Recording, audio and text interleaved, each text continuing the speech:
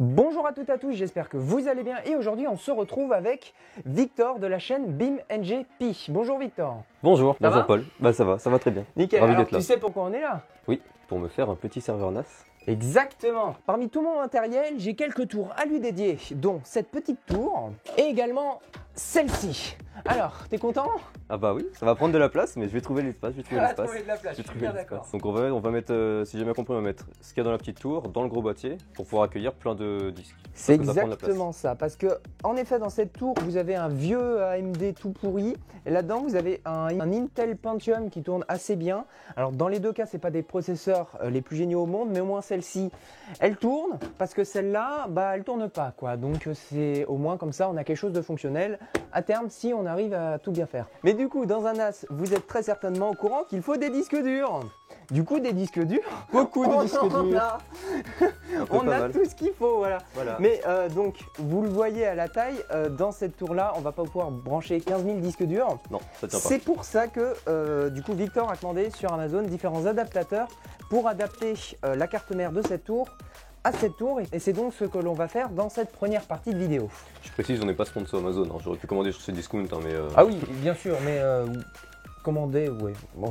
Donc dans cette première partie de vidéo, on va pas pouvoir faire l'intégralité du NAS, on va surtout vraiment faire le démontage et quelques tests préliminaires parce que Victor a commandé une petite carte d'extension SATA pour brancher plus de disques durs, donc on pourra monter à 9 disques durs dans la tour qui rentrent évidemment dans la tour. On dit 9 disques, mais c'est pas 10 disques plutôt?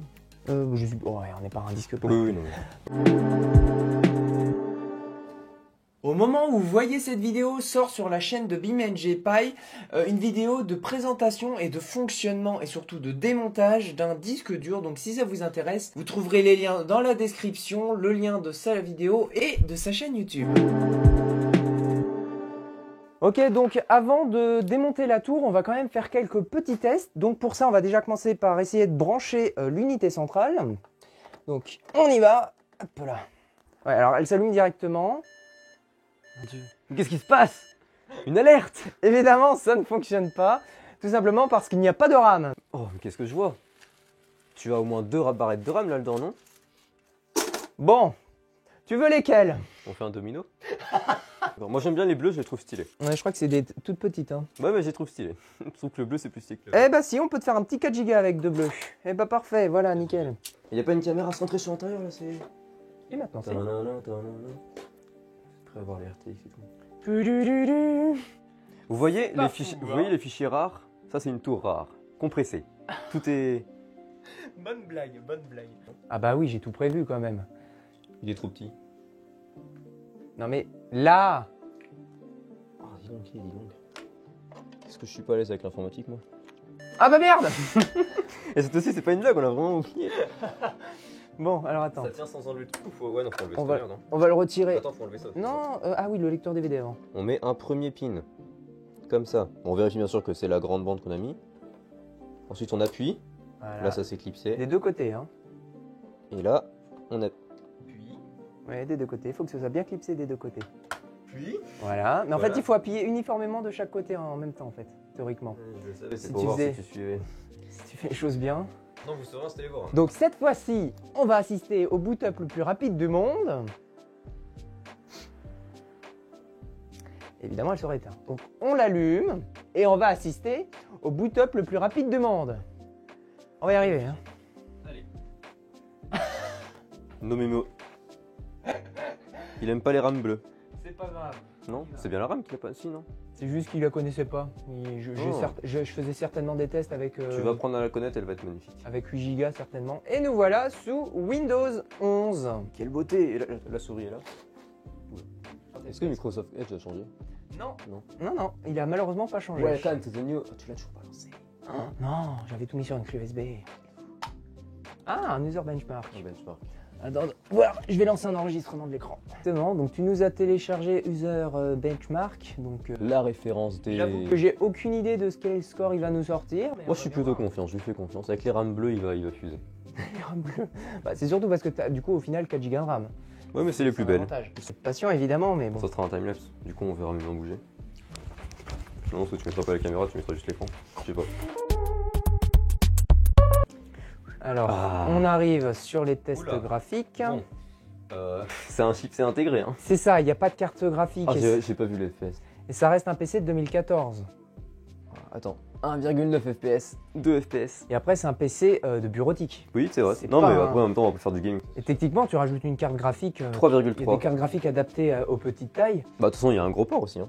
Ouais, il y a un gros port. Il y a un Et gros en fait, mais je veux dire, en grandeur, vu que la tour est toute petite. Alors après, tu changes de boîtier. Ah, tu mets un tu truc cales une plus 3090 là-dedans, c'est bon. Hein. petit. Bah, Tu mets juste pas le boîtier, quoi. Enfin, Ouais, Ah ouais, c'est ouvert. Donc si, techniquement, on peut vraiment mettre une 3090 dans ce PC. Par contre, il faut le laisser ouvert, quoi. Idée de vidéo. Faut juste Ah, avoir du il y a- budget. Ouais, c'est ça. 4,7. Hein. Faut avoir... Oh, quoi c'est nouveau, ça. Oh, exclusivité.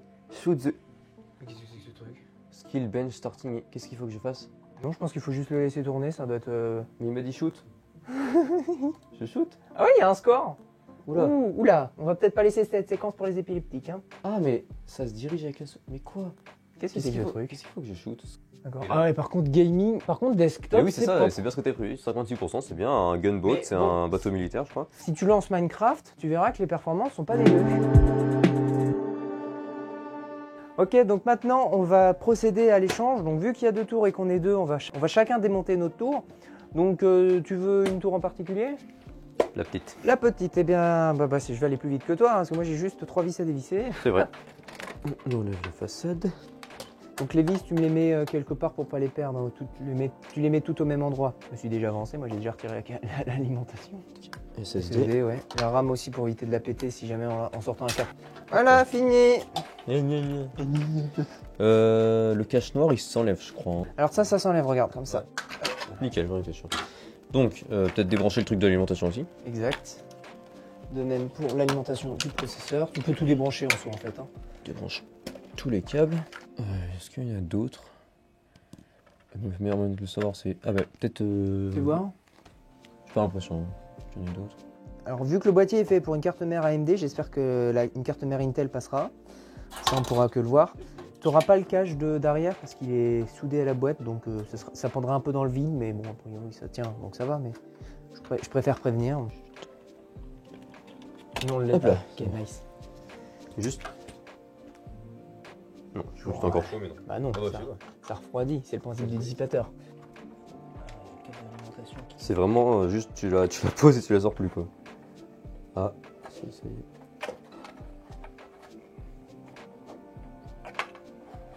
Youpi. Nickel. Voilà. Un peu de poussière. Donc, eh ben ça, on peut c'est bon. retirer. S'il nous faut des ventilateurs, on pourra en prendre. Hein. C'est ça. Donc, on reprend l'autre titi boîtier. Boum. Voilà.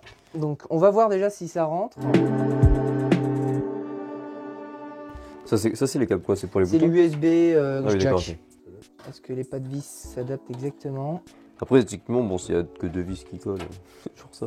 Alors là, pour moi, ça a l'air d'aller. Ouais, Déjà, il y en a un là, 2, 3, 4. Oui, non, mais a priori, c'est. Victoire. Alors, il n'y aura peut-être pas celui-là. Par contre, est-ce que le processeur, du coup, il était tenu sur la carte mère? Ah ouais. Oui. Alors, est-ce que ça va nous poser Ah, le problème? venti. Ouais. Non, mais j'ai des entorses qui traînent, moi, donc je peux peut-être aller voir ce que j'ai. Ouais. T'auras pas de séquence, ça va être au montage. Et moi qui fais une connerie, y'a rien. Cherche pas. Oh, tu peux zapper, hein, tu sais, tu peux revenir au moment où t'es, y'aura rien. Bon, alors j'ai 2-3 trucs de récupération. Donc peut-être que dedans, on devrait trouver... Bah après, en soi, dans tout cas, c'est pour surélever la carte mère et après en dessous, pouvoir visser avec un boulon ou je sais voilà. pas quoi. Donc là, par exemple, tu vois, j'ai ce genre de petits trucs. Donc si ça se visse sur le ventilateur, du coup, on est sauvé. Oui. Donc ça se visse, mais Et après, alors... faut mettre celle-là là-dessus. Là. Non. C'est vrai que là, il y a un petit renfoncement, donc techniquement, on peut se dire qu'il y a de la place, surtout que ceux-là, ils sont surélevés avec leur renfoncement. Je touche du bois. C'est nickel, non? Ouais, c'est surélevé. Non, c'est pas bon? C'est vachement surélevé, non. Ah, c'est trop sûr. Ah, bah oui, je vois, c'est bon. En fait, ils ont voulu faut visser que les vis de ce côté. Parce que du coup, ça fait. Ça sera pas bien, non. Et sinon, t'as pas vraiment juste des tout petits boulons Si. de cette taille? Parce que les boulons, des boulons très fins, genre vraiment un truc, en soi, faut juste le. A priori, tout ça, c'est des vis M3, donc j'ai des boulons M3, donc c'est vrai que j'ai pas pensé. Beaucoup plus Oh fin, là. putain, on est sauvé. Bah, du coup, on se rendra pas compte si ça passe, mais. Bah si, là, a priori, ça passe, regarde la différence de taille. Bah, de toute façon, techniquement, c'est limite à la même hauteur que ça, donc si ça passe. Théoriquement, j'en ai plein. Normal. Oui. Ça me fait toujours peur, moi, de forcer sur des trucs comme ça qui sont plein de circuits imprimés et tout. On va vérifier déjà si ça passe. Théoriquement, oui, vu comment c'est fin. Yeah! Ah, je suis content de les avoir regardés finalement. Donc pour ça, moi en tout cas, comment je fais? Il me faut des mouchoirs, des cotons-tiges et du coup de l'alcool à 90 degrés. Évidemment, évitez d'en renverser directement. Évitez de boire aussi, c'est pas cool. Hein. Non, il faut surtout pas Même boire. si Trump l'a dit, ne le buvez pas. Hein. Donc là, on vient nettoyer le processeur. Oh la vache, j'en ai foutu 15 tonnes. Oh, j'espère que j'en ai pas foutu trop, on va dire. S'il y en a trop, après, la transmission de chaleur, elle se fait mal, quoi. Donc, Hop là. oh putain, je vais souffler dans le truc parce que c'est rempli de poussière. Donc c'est reparti pour galérer pendant 15 ans. Et évidemment, j'ai la tête qui tourne parce que j'ai soufflé comme un sagouin. Il faut faire la diagonale et après, on sera plus tranquille. Donc, la diagonale, vas-y. Voilà, et donc maintenant, on peut faire les autres. Donc en espérant ne pas avoir pété, là, qu'est-ce qu'il fait, vous? En espérant ne pas avoir pété la carte mère, bon, on verra bien. Bon, on va la remonter et si tout s'est bien passé, théoriquement, elle est censée se rallumer sans avoir de message d'erreur. Du coup, en fait, on aura juste le grand espace avec ça, quoi. C'est C'est ça. trop, ça va se barrer. Hein. Je pense que c'est plus simple si on ne le met pas. Allez hop. T'as rien qui filme là? Ah si, t'as le téléphone. Ça. Ouais, je suis pas con. Ah bah, tout pardon. Séquence. Donc là, je visse. Hein. Tu visses. Je visse. Tu visses. On peut le faire pendant 3 heures, ça m'éclate ça. Hein, donc. Je visse. Donc maintenant, l'alimentation. Une sortie 32 pins, c'est ça? J'en sais rien, faudrait compter, mais je crois que c'est ça, ouais. Alors je vous laisse compter, vous nous direz en commentaire. Qui revient vers une sortie 1, 2, 3, 4, 5, 6, 8 pins. On doit quand même ça. Parce qu'en fait, cette carte mère, donc elle est alimentée ici en 8 pins. Mais Exactement. l'alimentation qu'on va utiliser, c'est celle-là, parce qu'elle est plus puissante et qu'elle a plus Elle a plus de port SATA plus de port d'alimentation. SATA. Et comme vous pouvez le voir, c'est un 32 pins. Ouais. Et surtout, en fait, elle s'adapte mieux à ce boîtier Et parce qu'elle est fait pour. Quand, là, si on fait juste ce test-là, comme vous pouvez le voir, ça... Je sais pas s'ils verront bien, mais bon, ouais. En gros, si on essaye de brancher genre 8 pins des 32 pins sur le truc. Voilà, comme vous pouvez le voir, pins, là, ça rentre. Mais si on allume, on crame la carte mère. Et croyez-moi sur parole, j'ai testé.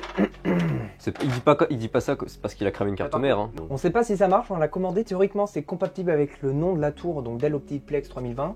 Mais est-ce que derrière, on aura les bons voltages au bon endroit? D'accord. Mais en fait, techniquement, le nombre de pins, ça. Pourquoi il y a des trucs 8 pins pour les trucs 32 pins? C'est plus puissant, c'est moins puissant ou ça J'en change sais rien du tout. Là, tu me poses une colle, mon petit. Hein. Ouais. Je vais défoncer les mains. Bah oui. C'est mal. Ça va? Non, j'ai les mains. Bon. Hein, vas-y, regarde-moi. Gros zoom sur toi, là. Le carré, il est là. Oh, je suis fort. Premier coup, nice. Comment c'est si ça marche? Faut l'allumer? Faut tout brancher d'abord. Ouais, c'est ça, il faut brancher. Donc, regardez un petit peu le bordel, là. Donc ça, c'est l'USB. L'USB, où est-ce qu'il se branche, l'USB? Et ça, c'est l'audio. Voilà, pour avoir les sorties audio. Même si c'est pas forcément utile pour toi, mais bon, tant pis. Toc, voilà. Chose, ouais. Donc, on remet de la RAM pour tester. Ça fonctionnera mieux. Les deux bleus. Du coup, c'est lesquels qu'on gardera en définitive? Pas celle-là. Celle-là? Tu les voulais, tu les auras. Des barrettes de 2. Ah non, c'est des. Ouais, c'est des barrettes de 2, j'en ai plein de barrettes de 2. Toutes celles que je t'ai montrées, c'est des 2. Bah, on peut tester juste avec 2 gigas de toute façon. Oui, t'essaies de la mettre à l'envers là. Ouais, ah, et qu'est-ce qu'il y a? T'as un problème? Tu veux te battre?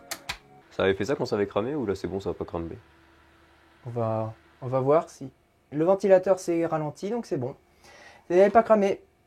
Et elle reste même allumée parce que regardez sur l'écran. C'est une victoire totale!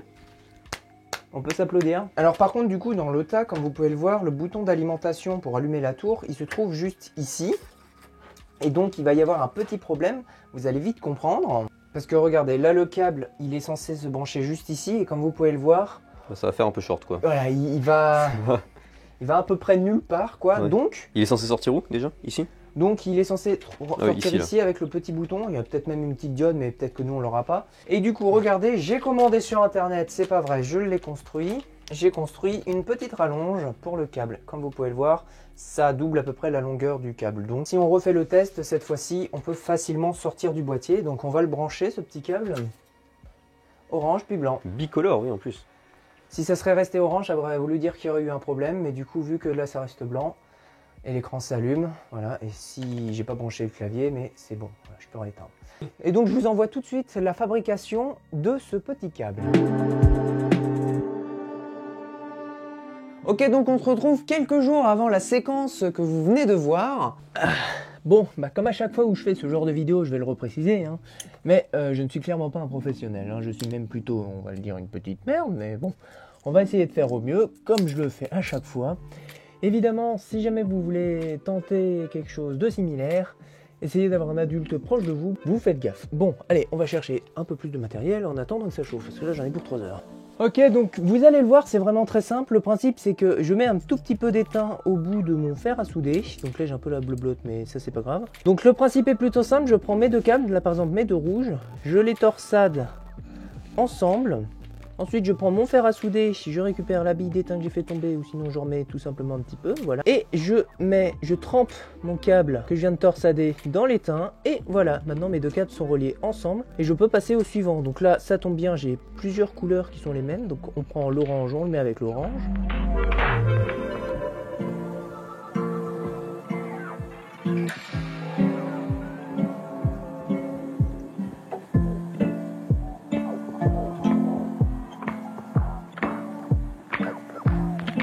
Voilà, donc bon, j'avoue que je pensais que ça allait être plus long, j'espère que ça suffira. Déjà, on va tester, voir si ça fonctionne. Donc voilà, j'ai rajouté, c'est bien ça, une petite vingtaine de centimètres. Bon, dans le boîtier, théoriquement, ça devrait aller. J'espère juste que ce sera suffisamment long. Du coup, le bouton, quoi, il va se mettre comme ça en dessous là? Pour que je puisse l'allumer avec ça ou faudra que j'allume On peut essayer, on va essayer de le coller avec de la colle chaude. Voir si ça peut tenir. Ok, donc on va mettre un petit peu de colle chaude sur le bouton pour qu'il tienne. On va mettre un truc de colle parce que je suis nul moi. C'est pas grave. T'as peut-être coincé le ressort Non, j'ai juste, il n'y a pas de ressort, hein, mais c'est juste la colle qui se colle sur le truc vert. Enfin sur le, ouais. On comprend. Donc. Après le câble, on le fait traîner le long du truc. Non, il y a des chances qu'il repartent comme ça en fait, dans la boîtier. Il y a des chances qu'il repartent. En fait, regarde. Ah oui, par le trou. Donc théoriquement, le câble, comme pour l'ancien bouton, c'est censé passer juste ici, donc ça passe à l'intérieur. Ensuite, ça passe hop, comme ça et ça vient rejoindre la fiche que vous voyez pas, mais qui est au niveau de la carte mère. On va quand même tester. Non, attends, déjà on va passer le câble. Donc. Alors doucement, parce que ça il faut le passer aussi. Voilà. Alors est-ce que ça ferme?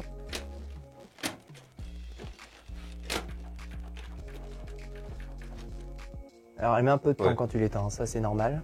Tu me dis quand c'est bon? Vas-y. Ah bah c'est fait toute seule. Eh bah c'est parfait. Et même là, on voit même un peu le... Oui, ça c'est normal, c'est fait exprès, mais par contre tu n'auras pas le cache. Ouais, bon, c'est pas grave. Et franchement, non, c'est bien, c'est propre. Ok, donc on va essayer. Alors je promets rien. Hein. Du coup, si tu mets ta main devant, on voit plus rien. C'est pas vrai. Ah, peut-être que je peux le débrancher en fait. Ouais. Oui. Pas besoin de le couper. Il se retire. Yes, Victory. One eternity later. On va essayer Je vais le brancher là du coup. En fait, c'est sur ce port là qu'il a été branché le ventilateur. Donc, je vais voir si je peux le retirer également. Il va arriver, oui. C'est sur un que c'est lui, on est d'accord. Voilà. Ah, il a pas l'air d'aimer en fait.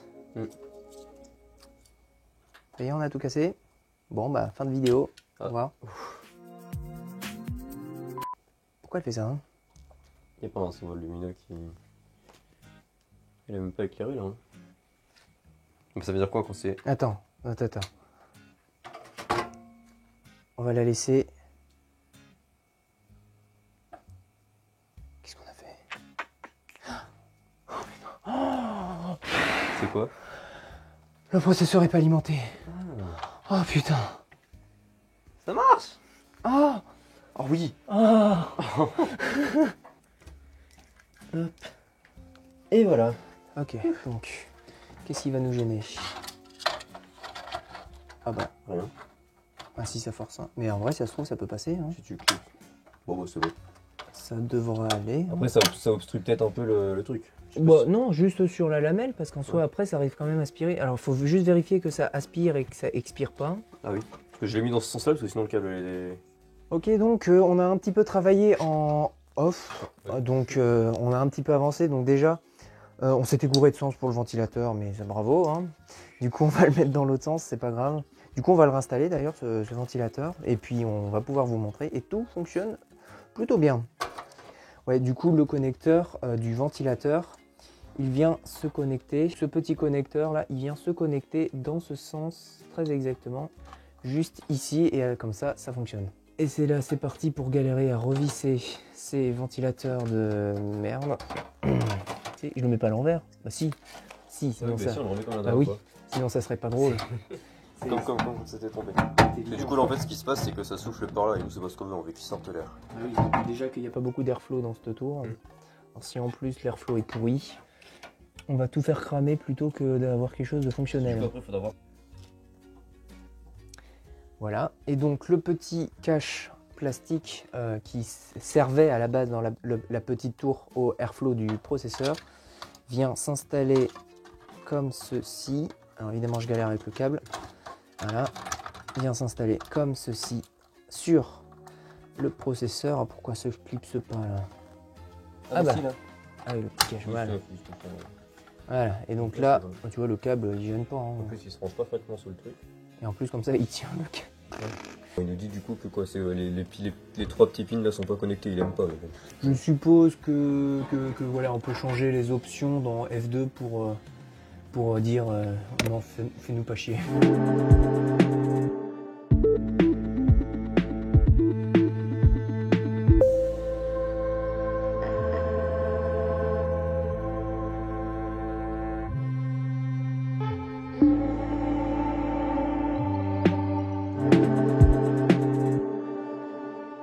Ok, donc on a fait un petit peu de rangement, hein, parce qu'il fallait qu'on respire un petit peu, hein, donc bon, ça va un petit peu mieux. En soi, on n'a rien touché du tout sur la tour, on a juste tout retiré ce qui était en trop. Du coup, là, ce qu'on va faire, c'est faire 2-3 tests pour cette fin de vidéo. 2-3 tests avec le système d'exploitation que j'ai sélectionné, voir si ça fonctionne bel et bien avec la tour. Et donc, on va faire ça ensemble. Donc, pour cela, j'ai prévu tout ce qu'il faut. Donc, juste ici, j'ai un petit disque dur et également une petite clé USB bootable. Ok, bon, vous vous en doutez, hein, on galère toujours, donc voilà. Moi, j'ai pas réussi à lancer l'enregistrement de mon écran. Donc, on va faire comme à la vieille époque. Donc, bon, de toute manière, il n'y a rien de bien fou, hein, je lance Rufus. Et donc, le système d'exploitation pour faire le NAS que j'ai sélectionné, c'est TrueNAS. C'est quelque chose qui est gratuit, vous trouverez le lien dans la description. C'est évidemment pas sponsorisé, mais au moins, ça fonctionne bien. Donc, je vais aller le sélectionner avec Rufus et on lance la gravure sur la clé USB. Donc pour ceux qui ne savent pas en fait ce que c'est qu'une gravure sur une clé USB, c'est vraiment très simple. En gros, c'est on injecte l'ISO qu'on a par exemple de Windows, d'Ubuntu, du coup TrueNAS ou quoi que ce soit d'autre sur une clé USB pour pouvoir la démarrer avec un autre système d'exploitation. Et c'est comme ça que par exemple on peut réinstaller Windows sur d'autres ordinateurs, Linux, même macOS peut s'être installé sur une clé USB. Donc voilà, une fois que le gravage est terminé, il n'y a plus qu'à débrancher la clé USB et la brancher directement sur l'unité centrale, donc sur les ports USB. Alors l'avantage de cette unité centrale, c'est qu'elle dispose de 2 ports USB 3, donc on va évidemment en profiter pour brancher dessus. Donc là, vous l'avez peut-être vu ou non, il n'y a pas de disque dur dans cette tour, ce qui est stupide pour faire fonctionner un ordinateur, on est bien d'accord. J'avoue. Donc, qu'est-ce qu'on va faire? On va rajouter des disques durs dans la tour. Voilà, c'est parfait. On va juste il y a même mettre, la place pour un troisième. Oui, théoriquement, il y a même une place pour un troisième. Pour le moment, on ne va pas visser parce que c'est vraiment juste pour tester. Mais on se met quand même dans la situation presque comme si c'était final, quoi. Donc maintenant, bon, vous ne le voyez pas directement, mais les 2 disques durs sont branchés. Donc, on va pouvoir déjà démarrer sur la tour. Si les disques durs n'ont pas été formatés, ce qui n'est pas le cas, on est censé démarrer sous Windows 7, mais vu qu'ils ont été formatés, pourquoi il y a le logo Dell? C'est pas grave. Donc on va effectuer l'installation sur l'un des 2 disques. Bon, il nous dit qu'il faut minimum 8 Go de RAM. Alors 4, c'est pas très bien, mais ça suffira. Ah, tu nous as mis un disque de 250 dedans. Ah oui, j'ai pas fait gaffe. C'est vrai que parmi tous les disques, il y en a un de 250. Ah oui, parce que je me souviens qu'il faut, en gros, si tu installes TrueNAS sur un des disques, même s'il fait 1 Teraoctet, les 1 Teraoctet, tu ne pourras pas les réutiliser. Eh bah alors mets-le sur le 250. Donc on va le mettre sur le 250, mais nous à terme, ça veut dire que pour la prochaine vidéo, il faudra qu'on l'installe pourquoi pas sur une clé USB. Si tu t'achètes une clé USB un peu pourrable, ou si bah, j'en ai s'il faut. Hein. Oui, mais ça veut dire que c'est une clé USB apparente. Ouais, donc on met un petit mot de passe. Évidemment, je me suis raté. Donc bon, ça prend son temps hein, parce qu'on est sur un disque dur, on serait sur un SSD, ça va plus vite. Donc là, on voit que c'est à 10%. Et à fur et à mesure, ça avance. Ça prend son temps, mais c'est normal. Donc on va bientôt arriver à la fin de l'installation de TrueNAS. Donc quand il aura réellement démarré, alors ça, tu l'auras pas la prochaine fois, hein, ça démarrera directement. Il te donne une adresse IP, voilà. Que donc, du coup, si on a une souris, on peut directement montrer. Mais tu rentres, voilà, tu rentres cette petite adresse IP dans un navigateur web qui est connecté en local. Donc, Et donc nous voilà sur l'interface de TrueNAS, donc l'interface que Victor utilisera pour son NAS. C'est ça. Donc là, on voit le CPU, 27%. 39%, enfin 3,9 Go, ça c'est le total que tu as. Ouais. Et donc là, comme tu peux En le voir, free, il j'ai te reste 2,2. free 2,2. Donc à peu près la moitié, quoi. Voilà, tu peux voir les 2 disques. Donc qui là, c'est les sont 2 en disques que fake. j'ai à l'intérieur. Mais celui-là, je Donc- peux pas utiliser parce qu'il y a donc, le boot dessus. On va le vérifier, mais voilà, parce qu'il y a le boot dessus, normalement on peut pas l'utiliser. C'est bizarre, bon, c'est comme ça. Là, Donc là, ça va je créer un crée espace le de 500 Go du coup. c'est ça. Et là, on a vu sur l'écran que des commandes se sont rajoutées. Donc ensuite, alors les commandes exactes, je les connais pas par cœur. Si mes souvenirs sont bons, il faut créer un utilisateur. 3 weeks later. Ok, donc on a essayé de tout configurer au mieux en off, donc on a fait quelques petits tests, ça fonctionne super bien, donc on va tout vous présenter. Très rapidement, hein, comme on l'a dit, du coup le NAS est juste ici, et il est connecté à mon ordinateur que vous voyez juste ici, également en Ethernet, au travers de ce petit boîtier Ce lien, ouais. Switch, je sais plus exactement le terme, c'est pas très grave. Mais du coup, tout est connecté et tout a l'air de globalement fonctionner. Donc quand on cherche à se connecter, double-clic sur le serveur NAS qui est apparu sous Windows. Donc ici, moi j'ai mis Paul et root en mot de passe. Alors évidemment, il faut mettre des mots de passe un peu plus complexes. Et donc si je m'y connecte, voilà, ici on a le serveur test qu'on a créé. Et donc là j'ai Paul, donc qui est uniquement à moi. Donc si je crée un autre utilisateur qui s'appelle par exemple Victor, il n'aura pas accès à la session Paul. Enfin, Et sauf si moi- on l'autorise. À partir où on l'autorise, et moi j'aurai pas accès à la session de Victor si on m'y autorise pas. Et donc dans ce dossier, je peux évidemment créer des fichiers, faire tout ce que je veux. On rassure, hein, le open document, c'est parce qu'on l'a déjà ajouté. Hein. Il n'était pas là Et depuis. donc si je cherche à le coller dans ma session, comme vous pouvez le voir, la vitesse, elle s'élève à une centaine de mégaoctets. De toute façon, la vitesse maximale atteinte par un disque. Exactement. Donc ça veut dire que c'est même un plutôt bon disque hein, pour 100 Oui, bah, mégaoctets. même oui, parce que c'est un bon 100 mégaoctets quoi. parce que franchement, il y a des disques. Certains disques qui sont à plus, 80. Oui, voilà, exactement. Donc ça marche assez bien. Et donc là, si je vais dans le répertoire stockage et que je tente idéalement de le copier, 110, voilà. Donc dans les deux cas, ça marche super bien. Donc hâte de voir avec la carte si c'est mieux ou pire. Normalement, ça devrait être la même chose. Avec tous les disques et combien de terrains on va pouvoir atteindre. Alors le calcul est facile à faire. Techniquement, hein. on met 9 disques. 9 disques x 500, ça fait beaucoup. Ça fait presque 5 Tera, ça fait 4,5 Tera. Ça va faire un petit bon NAS, hein. Bah, c'est pas mal. Pour stocker les vidéos que tu fais, très peu, ça va être pas mal. Surtout que je viens d'investir déjà dans du stockage. Donc non, mais c'est vraiment plus pour le concept, mais Ouais, donc, on en apprend, on en apprend. donc voilà, je pense qu'on peut arrêter la vidéo ici. On a déjà fait pas mal de trucs. Bah, La disons vidéo- on a fait toute la partie mécanique quoi. Après, il Ouais, restera voilà. plus qu'à. Enfin, la dernière partie mécanique sera de mettre tous les disques, mais ça sera plus de la partie physique. La vidéo, Oui, elle c'est vrai que est c'est déjà vraiment longue, je pense. Hein, donc, Je pense. donc bon, on va pouvoir se quitter là-dessus. Et donc, bah, va se retrouver dans quelques c'est légal. semaines avec Victor. Et donc pour vous, dans peut-être plusieurs mois, quelques mois. Vous, un jour, vous aurez peut-être la suite. On est content que ça fonctionne et qu'on n'ait pas trop galéré au final. Hein. Ça, Pas c'est trop, un plutôt peu, bien. mais pas trop. Disons Ouais. que les galères qu'on a eues, on a su les gérer facilement. Bon allez, sur ce, moi je vous dis à très bientôt. Ciao. Ciao. 3 heures plus tard. Et c'est une fin de tournage. Bravo, bravo tout le monde. On remercie tout particulièrement l'équipe technique, Jean-Mi en tant que dissipateur MSI. Il a bien fait son boulot. Il a été bien supporté par Robert, le Scotch Orange. Et toujours Robert et Jean-Mi liés d'amitié par Paul. J'avais un nom mais c'est bien, du coup c'est pas grave. La batterie externe. Abonnez-vous quand même. Hein. Abonnez-vous.